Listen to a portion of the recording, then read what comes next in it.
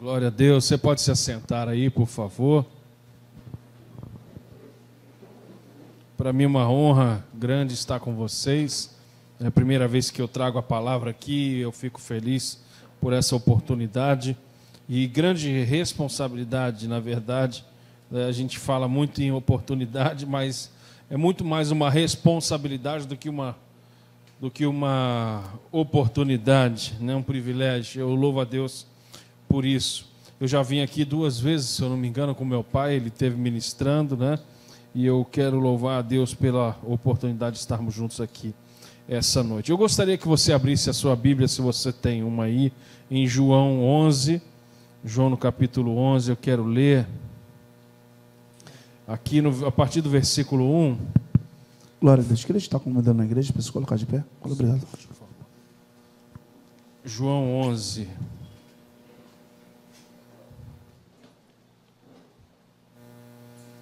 Fala sobre a ressurreição de Lázaro. Eu vou ler alguns versículos, depois nós vamos dar uma pausa e vamos ver alguns outros aqui, ok? O primeiro versículo que eu quero ler é o versículo 43, que diz assim: tendo dito isto, clamou em alta voz, Lázaro, vem para fora. Para a gente entender o que está acontecendo aqui, é Jesus quem fala isso. É Jesus quem fala isso. Lázaro, vem para fora. No versículo 14, a gente voltando um pouco, ainda no capítulo 11, diz assim: então Jesus lhe disse claramente, Lázaro morreu. Ok? Até aqui. Então, no versículo 43, vou ler mais uma vez, diz: e tendo dito isto, clamou em alta voz, Lázaro, vem para fora. Versículo 14, e então Jesus disse claramente, Lázaro morreu. Até aqui. Feche seus olhos, curva a sua cabeça. Pai, nós estamos ainda na Tua presença e certamente vamos ouvir a Tua voz através da Tua palavra. Obrigado, Senhor, por tudo que vivemos aqui já essa noite. Louvamos o Teu nome. Podemos ofertar, Senhor, ouvirmos várias palavras de saudação, trechos da Tua palavra que com certeza já nos abençoou muito, Pai. Abre a nossa mente, o nosso coração. Queremos sair daqui transformados e abençoados pela Tua palavra, que possamos entender, receber, Senhor, e que possamos sair daqui praticando aquilo que vamos ouvir, porque aqui existem verdades da Tua palavra que podem abençoar a nossa vida, transformar a nossa mente e o nosso coração. Fala conosco, Pai, em nome de Jesus, amém e amém. Graças a Deus, você pode se assentar aí em nome de Jesus. Versículo 14 que eu li depois, né? Primeiro li o 43, diz: então Jesus disse claramente, Lázaro morreu. Se a gente olhar alguns versículos, eu não li do 1 em diante, porque são 46 versículos, né, até onde eu quero chegar. Eu não quis ler isso tudo, eu vou mais falando, mas alguns versículos antes do 14, se a gente fosse ler aqui, você vai ver que havia um pouco de confusão, uma certa confusão. Algumas pessoas perguntando, ele está morto ou será que ele está dormindo? O que está acontecendo? Qual é a gravidade do problema? Geralmente a gente vê esse tipo de coisa quando acontece algum acidente. Hoje mesmo eu estava vendo na reportagem na televisão um avião pequeno que caiu numa mata e os 2 homens que estavam dentro, o piloto e o copiloto, estavam vivos. E aí eles estavam lá, o avião caiu, 5 dias depois apenas acharam eles lá. E aí o pessoal que estava voando com o helicóptero, quando viu o avião todo arrebentado, batido, né, todo amassado, eles viram, será que tem alguém ali vivo? Difícil, mas vamos ver. Qual é a gravidade do problema? Estavam tentando descobrir, passando o rádio para a base aérea, tentando entender o que estava acontecendo, e aí alguém vê um movimento, e pousa lá o helicóptero, e começam a gritar, está vivo, tem gente vivo, chama o socorro. E aí vem outro avião rapidinho e recolhe os 2 rapazes que estavam vivos, milagrosamente ficaram 5 dias ali, para serem achados, mas estavam vivos. Como que nessa cena de será que está morto? Será que está vivo? Será que alguém sobreviveu a essa situação? Será que o que está acontecendo? É isso que estava acontecendo aqui. Qual é a gravidade do problema? Será que é sério? Será que é difícil? Será que tem jeito? Será que não? não tem jeito, né? Tem gente que diz que para tudo tem jeito, menos para a morte. Mas nós lemos a Bíblia e vemos que com Jesus até a morte tem jeito. Primeiro que nós sabemos para onde nós vamos morar, né? O lar celestial, o céu. Mas, meu irmão, quantas vezes nós vemos na Bíblia que houve ressurreição, onde Jesus chegava, todas as vezes que Jesus chegou no enterro, o enterro foi cancelado, e houve ressurreição. E aqui, mais uma vez, isso acontece. Só que enquanto eles estão nessa coisa, morreu, não morreu, está dormindo, não está dormindo, qual é a gravidade desse problema? Jesus chega no versículo 14 e diz claramente, como se assim, vamos acabar com toda a dúvida, chega de discutir, gente, morreu. É como que dizendo, não tem jeito, até então, né? Então, o que eu aprendo com isso? Eu aprendo que, seja qual for a situação, o problema, a doença, a gravidade, não importa o que você tem vivido, Deus pode dar jeito no que você tem vivido. Mas a primeira coisa que nós temos que entender, aprender e receber através desse texto é que nós precisamos reconhecer o estado real da situação. Não adianta a gente fingir que está mais ou menos ou que está indo bem aquilo que Deus sabe que está mal. Não adianta você e eu, a gente fingir que está dormindo aquilo que o próprio Jesus sabe que está morto. Por isso ele chega já para acabar com todo tipo de dúvida, todo questionamento, toda discussão e fala, gente, eu vou deixar claro para vocês, morreu. Então a primeira coisa que eu aprendo, nós temos que reconhecer o verdadeiro estado da nossa situação, por mais que seja uma situação que aos nossos olhos não tem jeito, por mais que seja uma situação que aos nossos olhos morreu e não vai ter mais o que fazer. E é incrível que eu lembro que eu fui pastor 12 anos quase de uma igreja local em Jacarepaguá, e um dia eu cheguei para um irmão da igreja e eu falei, e aí, Robinho, tudo bem? Como que está o seu casamento? Foi a primeira vez, eu acho que única, que eu perguntei isso para ele assim, diretamente. E esse Robinho, muito meu amigo, ele começou a rir, e ele falou, poxa, pastor, logo hoje você vem perguntar do meu casamento? Eu falei, por quê? Ele falou, teve uma confusão lá em casa, a gente começou a discutir, o senhor sabe que eu sou casado já há mais de 25 anos, mas foi a primeira vez que literalmente voou uma panela lá em casa, a Lu quase me acertou a cabeça com a panela, ela jogou a panela em mim, eu joguei uma colher de pau nela, pastor, foi uma confusão, meu casamento não está bem. E eu confesso que eu fiquei assustado, porque como mesmo ele falou, eles já eram casados há 25 anos, um casal legal, modelo para todo mundo, eu fiquei assustado, mas ele falou assim, logo hoje você vem perguntar para mim do meu casamento, e eu tenho certeza, meu irmão, que não era coincidência eu perguntar para ele sobre o casamento exatamente naquele dia que a panela voou. Por quê? Ele, quando falou para mim a real situação, ele, quando falou para mim o que estava acontecendo, de alguma forma a gente consegue dar algum tipo de ajuda, a gente consegue orar por eles, a gente consegue aconselhar, fazer uma visita, tentar resolver de alguma forma. Agora, se ele fizesse como a maioria das vezes a gente faz, alguém usado por Deus pergunta como está a nossa vida exatamente numa área que não está bem, e a gente chega, bota um sorriso até meio que disfarçado no rosto e diz, não, está tudo bem, graças a Deus, né? E quando muitas vezes por trás desse está tudo bem, graças a Deus, não está nada bem. E eu aprendo que a primeira coisa que a gente tem que fazer para que Jesus possa entrar em ação e resolver o nosso problema é reconhecer o verdadeiro estado da situação, por mais que possa ser uma situação difícil, impossível ou até de morte. Nós temos que entender o que está acontecendo, colocar diante de Deus com verdade, com transparência, com buscar conselho, falar com os nossos pastores, amigos, me ajuda, ora por mim, não está legal, eu preciso de oração, eu preciso resolver esse problema, não sei mais o que fazer, mas Deus pode dar jeito naquilo que a gente acha que não tem jeito. Diz aqui a palavra de Deus, no versículo 32, quando Maria chegou ao lugar onde estava Jesus, ao vê-lo, lançou-se-lhe aos pés, dizendo, Senhor, se estiveras aqui, meu irmão não teria morrido. Jesus, vendo-a chorar, e bem assim os judeus que acompanhavam, agitou-se no espírito e comoveu-se.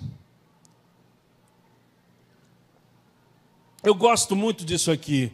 Jesus, vendo-a chorar, assim os judeus que a acompanhavam, agitou-se no espírito e comoveu-se. Eu, sinceramente, eu digo para você, a maioria aqui eu acho que não me conhece, nunca me viu, mas eu sou muito chorão. Muitas vezes eu estou chorando na presença de Deus por algo bom, sentindo a presença de Deus, coisas que aconteceram, né, sentindo bem, sentindo uma coisa boa. Quantos cultos eu já participei, eu estava ali chorando e chega um irmão, uma irmã e fala, está tudo bem? Você precisa de alguma coisa? E eu falo, não, está muito bem, graças a Deus, eu estou chorando aqui na presença de Deus. Mas eu aprendo, meu irmão, seja você no momento feliz ou triste, o nosso choro, ele tem o poder de agitar o Jesus no seu espírito. Olha o que diz aqui, vendo-a chorar, e os que estavam com ela, agitou-se no espírito e comoveu-se. Jesus ficou comovido. Eu lembro uma vez que eu estava andando no centro da Taquara, em Jacarepaguá, e do nada uma senhora de cabeça branca com a sua bolsa, ela colocou a bolsa no colo e sentou assim na calçada e começou a chorar. Eu lembro que com poucos segundos juntaram-se várias pessoas em volta. O que está acontecendo, senhora? Está tudo bem com você? Por mais que eu vi que tinham já outras duas senhoras ajudando, um outro senhor querendo perguntar se precisava ligar para alguém, já com o telefone na mão, uma outra menina querendo saber o que aconteceu, um outro rapaz querendo saber o que aconteceu. Eu não resisti, o meu coração ficou agitado, eu fiquei comovido. Eu não parei ali só por estar curioso que eu estava, mas eu parei ali, precisa de alguma coisa, quer levar ela a algum lugar, ela está passando mal, porque o choro ele tem o poder de comover a gente. Muitas vezes você vê alguém chorando, né? Alguém que está errado, que está culpado, e começa a chorar e se bobear, até engana a gente.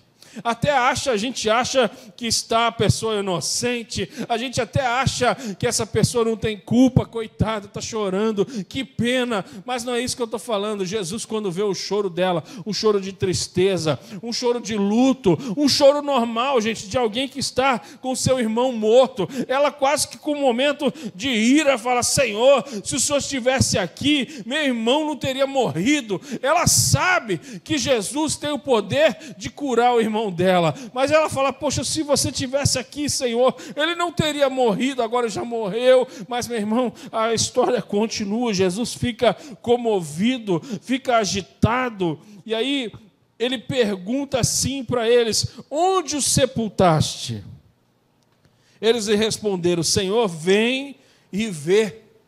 Eu aprendo outra lição aqui, meu irmão. Muitas vezes, ou sempre, aliás, muitas vezes não, sempre, Jesus, claro que Ele sabe aonde que nós sepultamos. Ele sabe exatamente onde está o problema. Ele sabe exatamente onde a gente escondeu aquilo que morreu. Jesus, muitas vezes na Bíblia, nós vemos histórias, outras histórias, que Ele fazia uma pergunta, Ele respondia, na verdade, uma pergunta, fazendo outra pergunta. Outros textos dizem que Jesus falava certas coisas para ali experimentar o coração, para testar as pessoas, não como uma pegadinha, mas querendo saber o que você está pensando, aonde você quer ir, ou aonde você foi, ou qual é o seu problema. Eu tenho certeza absoluta que Jesus sabia onde Lázaro estava sepultado, mas muitas vezes na nossa vida é assim também. Deus sabe onde a gente enterrou o problema,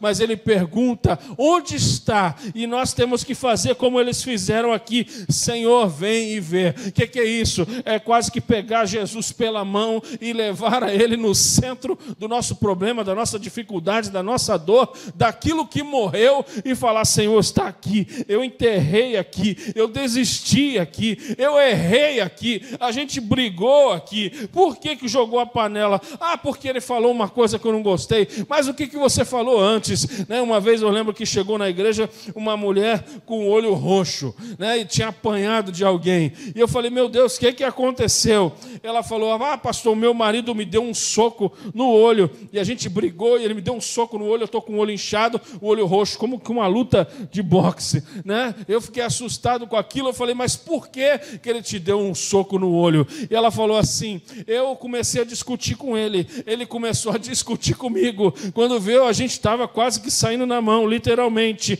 e aí ele falou assim, eu vou te dar um soco na cara, e ela falou que chegou assim, e falou, duvido, você não é homem, né? E colocou o rosto quase que assim, na frente dele, duvido, você não é homem, ele, puf, deu um soco na cara dela. E eu confesso que eu aprendi que não é uma coisa sábia. Claro que é um absurdo o homem bater na mulher. Mas não é uma coisa sábia a mulher colocar a cara na frente da mão dele e falar, você não é homem, duvido você me socar. Mas é como que se Deus falando, onde está enterrado? Aonde começou esse problema? Aonde que começou essa confusão? Aonde que vocês enterraram aquilo que está morto? Nós temos que levar Jesus ao centro do nosso problema para resolver aquilo que a gente, para nós, sabe que não tem jeito. E eu sou apaixonado por esse texto, e continua aqui a palavra de Deus. Jesus chorou, Jesus estava triste com a morte de Lázaro. Então disseram os judeus, vede quanto ele o amava. Jesus ficou tão comovido com essa situação, que ele chorou também. E aí alguns, a Bíblia diz, versículo 37, mas alguns objetaram, não podia ele, que abriu os olhos do cego, fazer com que este não morresse? E aí eu quero te dar uma dica daquilo que eu tenho feito e tem me abençoado muito. Eu geralmente fujo desse tipo de gente. Gente que duvida, ou que questiona, ou que fala o que Jesus deveria fazer ou deixar de fazer. Você vê que eles não estão falando assim, não, olha, esse Jesus, esse cara, eu já vi ele ressuscitar mortos. Eu já vi ele curar cegos. Eu já vi ele levantar paralíticos. Ele é poderoso para resolver essa situação. Fica tranquilo. Eu fui curado de câncer. Eu posso dizer isso para você. Eu sei o que é ficar doente, fazer quimioterapia e ser curado por Jesus. Mas não é isso que eles estão falando. Eles não estão dando uma palavra de ânimo daquilo que eles já viram Jesus fazer. Não. Eles estão, na verdade, como que debochando. Ué, esse Jesus aí, ele não cura cego? Esse Jesus aí, ele já não abriu o olho de gente, ele já não curou paralítico, ele já não salvou pessoas, você já não falou que foi curado, aquele pastor lá não foi curado de câncer, como pode então esse Jesus, será que ele não poderia ter feito alguma coisa para que este cara não morresse? É isso que eles estão falando. Tanto é que está escrito aqui no versículo 37, não podia ele aqui que eles estão falando, é exatamente Jesus. Você pode ver que a Bíblia, eles não colocam, não poderia Jesus, então não poderia ele com letra maiúscula, eles colocam exatamente, não poderia ele com letra minúscula, tipo menosprezando Jesus, tipo dizendo, esse cara não é o que vocês dizem que ele não é poderoso como vocês pregam, se ele fosse alguma coisa extraordinária, poderosa, ele não deixaria esse cara morrer. É isso que eles estão falando. Jesus, agitando-se novamente em si mesmo, encaminhou-se para o túmulo. Era este uma gruta e cuja a entrada tinha o posto de uma pedra. O versículo 39, então ordenou Jesus, tirai a pedra. Disse-lhe Marta, irmã do morto, Senhor, já cheira mal, porque já é de 4 dias. Olha que coisa interessante aqui. Eu já vi alguns homens de Deus, alguns pastores, não estou dizendo aqui que eles estão errados ou nada disso, mas eu já vi pessoas pregar sobre esse texto, versículo 39, João 11:39, falando aqui, quando Jesus manda tirar a pedra, e Marta chega, Senhor, já cheira mal, porque já é de 4 dias. Eu já vi gente quase que detonar Marta, dizendo, como pode? Marta estava do lado de Jesus, estava do lado da solução de qualquer problema. Como pode? Se fosse eu não ia questionar Jesus. Se Jesus mandou tirar a pedra, eu ia tirar a pedra. Não questione Jesus, não seja duvidoso. Se Jesus mandou tirar a pedra, tira a pedra, deixa de ser mole, meu irmão. Já vi gente bater com força nisso aí e detonar a coitadinha de Marta. Só que tem uma coisa interessante, meu irmão. Jesus em nenhum momento disse que ele ia ressuscitar Lázaro. Preste atenção, ele fala, olha, então disse, ordenou Jesus, ele dá uma ordem, tirai a pedra. A gente fala, ela devia obedecer imediatamente. Só que ele deu uma ordem, mas ele não disse se ia curar ou se não ia curar, se ia ressuscitar ou se não ia ressuscitar. O que eu aprendo aqui, meu irmão? Nesse texto existe uma ordem sem promessa. É muito fácil a gente obedecer uma ordem de Jesus quando a gente sabe que junto com essa ordem vem uma promessa. Seja fiel até a morte, essa é a ordem. Dar-te-ei a coroa da vida, essa é a recompensa. Aquele que é fiel no pouco, essa é a ordem. Sobre o muito eu colocarei, essa é a recompensa. Deuteronômio 28, bendito serás ao entrares, ao saíres, as bênçãos vão te seguir. Isso é legal, é importante, é bom você ver que ordens são acompanhadas de promessas. Mas, meu irmão, será que a gente obedece a Jesus mesmo quando não existe uma promessa depois de uma ordem? Eu entendo perfeitamente, talvez, por que ela questionou. Senhor, já cheira mal, porque já é de 4 dias. Respondeu-lhe Jesus, não te disse eu, que se creres, verás a glória de Deus? Ele faz essa pergunta para ela. Tiraram então a pedra. Você vê que eles tiraram a pedra apenas depois que Jesus fala isso. Eu já não te falei, se você crer, você vai ver a glória de Deus? E aí sim eles tiram a pedra, porque eles já sabiam que Deus ia fazer alguma coisa. Tiraram então a pedra, Jesus, levantando os olhos para o céu, disse, Pai, graças te dou, porque me ouviste. Tipo Jesus falando assim, Senhor, eu te agradeço, porque mais uma vez, Jesus falando para Deus, mais uma vez, Pai, você me ouviu, você vai me ouvir. Ou seja, antes do milagre acontecer, nós vemos que existe uma oração apenas, a oração de gratidão. Meu irmão, em nenhum momento Jesus ora para que Lázaro venha ressuscitar. Da mesma forma, curiosamente, para você pensar comigo aqui, em nenhum momento Jesus ora para que os pães e os peixes fossem multiplicados. A palavra de Deus diz que ele pega os pães, ele pega os peixes, ele ergue aos céus e ele agradece pelo pouco que eles têm e começa a distribuir à vontade para todo mundo. Tanto é que sobram pães, 12 cestos, ele manda os discípulos recolher o que sobrou. Mas eu não quero fugir dessa história, mas o que eu quero te dizer, meu irmão, é que sempre haverá milagre depois de gratidão.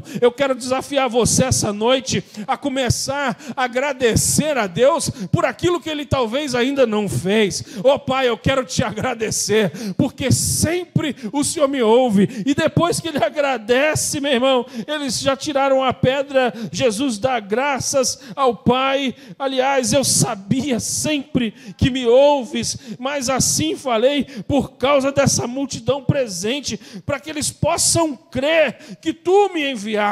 Olha que coisa linda que Jesus está falando. E tendo dito isto, clamou em alta voz, Lázaro, vem para fora. Primeiro, meu irmão, ele agradece ao Pai. Pai, eu sei porque Tu me ouves. Eu quero te agradecer porque Tu me ouves. E eu quero dizer agora, para que toda essa multidão veja que só o Senhor é Deus. Lázaro, vem para fora. E aí a Bíblia diz, versículo 44, saiu aquele que estivera morto, tendo os pés e as mãos ligadas com ataduras, e o rosto envolto num lenço. Então ordenou Jesus, desatai-o e deixai-o ir. Isso aqui é interessante. Eu não sei como que ele veio para fora. Eu não sei se ele veio pulando, né, ou se ele veio assim, mas a palavra de Deus diz que ele estava todo amarrado, todo atado, todo em ataduras, como se fosse uma múmia. Então não dava para ele ir andando, correndo, mas eu sei que ele chegou ali fora, ele veio para fora, ele obedeceu a Jesus. Até aquele que estava morto obedeceu essa ordem de Jesus, vem para fora. E aí, meu irmão, existe uma outra ordem. A primeira ordem é a ordem sem promessa, tirai a pedra. A segunda ordem já é uma ordem que a gente sabe que vai ter milagre, vem para fora, e antes disso ele já agradece ao Pai. A terceira ordem, ele ordena, desatai-o e deixai-o ir, ou seja, desamarra ele, tira todas essas ataduras, tudo aquilo que impede ele de voar, de correr, de andar, de se movimentar, de glorificar o meu nome, solta, desamarra, e eu louvo a Deus por isso, meu irmão. Existem situações na nossa vida que elas vêm e amarram a gente, mas Jesus dá essa ordem, desamarra, desata, deixa ele livre, deixa ele ir. Eu gosto demais daquela passagem da fornalha. Sadraque, Mesaque e Abednego, né, são jogados na fornalha, presos por correntes ou cordas, eu não sei, mas eu sei que eles são jogados, presos, amarrados dentro do fogo. De repente, começam a andar dentro do fogo. 4 homens, não 3. Um era o Senhor, nós sabemos disso. E, meu irmão, quando eles tiram eles para fora, toda a roupa tinha queimado, tudo tinha queimado, menos, aliás, a roupa não tinha queimado, o cabelo não tinha queimado, a sua pele não tinha queimado, nada tinha queimado. Eles saíram para fora ilesos. Aí alguém uma vez me perguntou: pastor, não é possível, essa fornalha, o fogo aumentou, a temperatura subiu, as pessoas que chegaram perto da fornalha para colocar o fogo mais alto morreram instantaneamente queimados. Será que não queimou nada? E a gente lê a Bíblia, a palavra de Deus diz que a única coisa que queimou era aquilo que os amarrava, aquilo que eles estavam presos, aquilo que impediam eles de louvar, de glorificar, de pular, de correr. Isso sim foi amarrado e foi queimado. Então, meu irmão, Deus está dando também essa noite uma ordem: olha, desatai-o, deixai-o ir. Eu sei que nós estamos acabando esse ano de 2018, talvez muitas coisas estão presas, amarradas, situações que não resolvem, mas eu quero, em nome de Jesus, essa noite, trazer essa palavra profética. Ainda nesses últimos dias de 2018, Deus vai dar essa ordem: desamarra, desata, deixa ele livre, seja abençoado para a glória de Deus, fique livre, desata ele em nome de Jesus.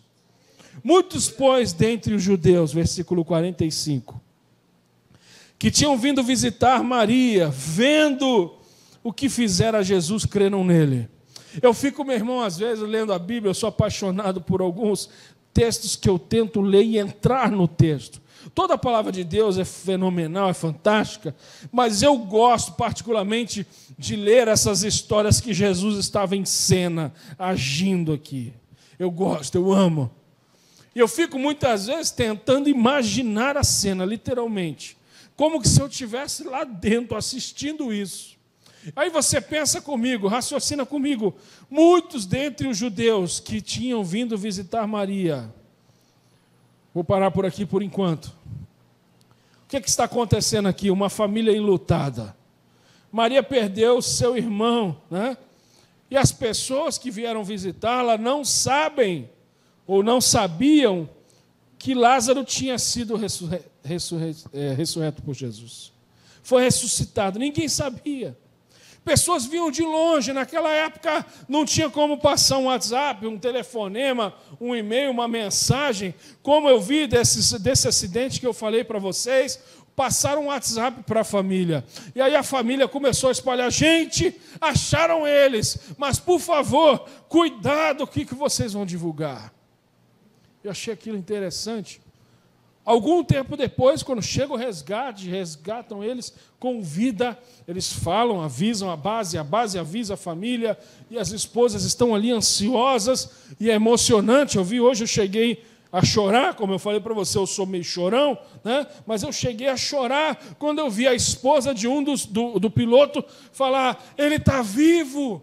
Eles foram encontrados com vida. E imagina, meu irmão, a gente ficar 5 dias numa luta, numa doideira de alguém que sumiu, que a gente sabe que decolou num aviãozinho pequeno de 2 lugares, e a gente imagina, poxa, o avião não pousou onde ia pousar, não chegou ao seu destino, ou seja, o avião só pode ter caído, o avião sumiu. Imagina essa agonia de 5 dias sem notícia. De repente a gente recebe um WhatsApp. Olha, acharam um avião. Mas, por favor, cuidado, não divulga nada. Cuidado com o que vocês vão divulgar, porque a gente ainda não sabe o que aconteceu. E aí passam alguns minutos, eu não sei, algumas horas talvez, e aí recebe um WhatsApp. Olha, eles estão vivos. Eles estão vivos. Eu falei com um amigo meu, ele falou até que mandaram essa mensagem para ele, alguém encaminhou. Eles estão vivos, é emocionante você ouvir aquilo. Mas nessa época aqui não existia WhatsApp, telefone, não existia e-mail, telefonema, correio, nada disso. Telegrama, Sedex, e-mail, SMS. Hoje em dia é muito fácil, você manda um WhatsApp para alguém. Eu falo agora aqui, se eu quiser, eu mando um oi, um áudio para o meu irmão que mora nos Estados Unidos, ou para o meu outro irmão que é pastor lá na Inglaterra, perto de Londres. É fácil, a gente fala, parece até que está perto. Da mesma forma que eu falo com a minha mãe e com o meu pai, que moram no mesmo bairro que eu falo com meu irmão lá em Londres, lá na Inglaterra, do outro lado do mundo, com uma velocidade absurda, mas nessa época não tinha esse tipo de comunicação. Então essas pessoas, elas vêm de longe. Talvez alguns viajaram dias, semanas, a pé ou a cavalo, a camelo, não sei, mas eles vieram de longe e eles vieram carregados. Tipo, vamos lá consolar aquela família enlutada. Eles devem estar tristes. Hoje em dia, infelizmente, não acontece muito isso. Mas não há muito tempo atrás, se voltar na minha infância, eu lembro, uma vez eu estava em Itaipava, no sítio do meu bisavô, e passou uma carreata de alguém que tinha morrido, no caso, né? Um serviço fúnebre, iam lá vários carros em direção ao cemitério. Quando passou o carro da funerária, aqueles outros carros devagarinho atrás, o meu avô, meu bisavô, eu lembro como se fosse hoje, eu pequeno, batia aqui assim, quase na cintura dele, e ele falou assim, fica aqui do meu lado. Eu fiquei quietinho ali, eu nem me mexia, né? Por respeito. E aí, o meu avô tirou o chapéu, colocou no peito, e enquanto aquele último carro não passou, ele não tirou o chapéu do peito. Eu não podia me mexer, ficava ali quieto, sem nem respirar direito. Por respeito, porque ali estão passando vários carros de familiares que estão enlutados, tristes. O respeito. Então, meu irmão, naquela época, então você imagina, as pessoas iam de longe, por respeito, consolar, levando alguma coisa, vamos levar alguma comida, vamos levar um bolo. Eu lembro na igreja lá em São Paulo, as irmãs iam numa casa enlutada, faziam uma faxina, porque sabe que a pessoa está triste, não saiu da cama, que só quer dormir, ou quer sumir, né? Então, iam lá lavar uma louça, fazer uma faxina, fazer uma comida, vamos levar um pouco de consolo. É isso que está acontecendo. Só que quando eles chegam, no versículo 45, eles veem o que Jesus fez. Jesus chamou para fora, trouxe à vida aquele que estava morto. Quando esses homens veem o que Jesus fez, a Bíblia fala no final do versículo 45, creram nele. Ou seja, pessoas que não creem em Jesus, pessoas que não acreditam em Jesus, pessoas que acham que tudo que a gente fala, prega e testemunha, é historinha, né? Isso aí é bonito, é legal, mas eu não acredito nada disso. Só que, meu irmão, esse tipo de gente, muitas vezes vão vir para perto de nós, achando que vão trazer para nós um pouquinho de consolo no nosso problema. E vendo eles que Jesus resolveu o problema, que Jesus viu o milagre, a palavra diz que eles creram em Jesus. Ou seja, que eu aprendo aqui? Eu quero falar para você em nome de Jesus. Pessoas que não acreditam em Jesus, talvez amigos, familiares, eu não sei.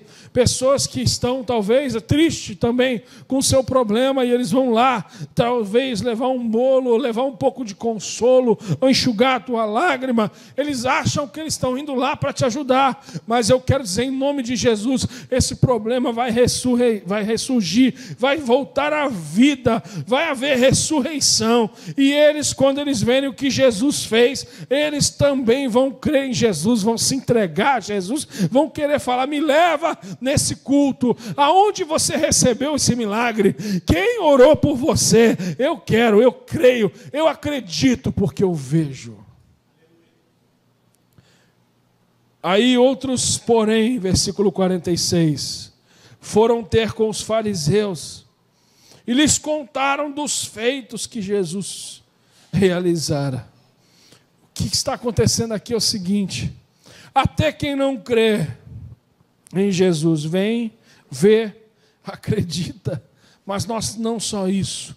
Alguns desses que não acreditavam e agora creem, saem evangelizando, contando, falando daquilo que Jesus tinha feito. Eu tenho visto isso acontecer. Todas as vezes que existe cura, milagre, transformação, algo impossível. Ontem mesmo eu estava num culto com o meu pai, e há 1 ano atrás, nessa mesma igreja, meu pai falou assim, Deus tocou o coração dele, e ele falou: olha, Deus falou para mim que existem algumas mulheres aqui que não conseguem engravidar. Isso há 1 ano atrás, mais ou menos. E ele falou: quero orar por essas mulheres. E aí foram na frente, se eu não me engano, 6 mulheres.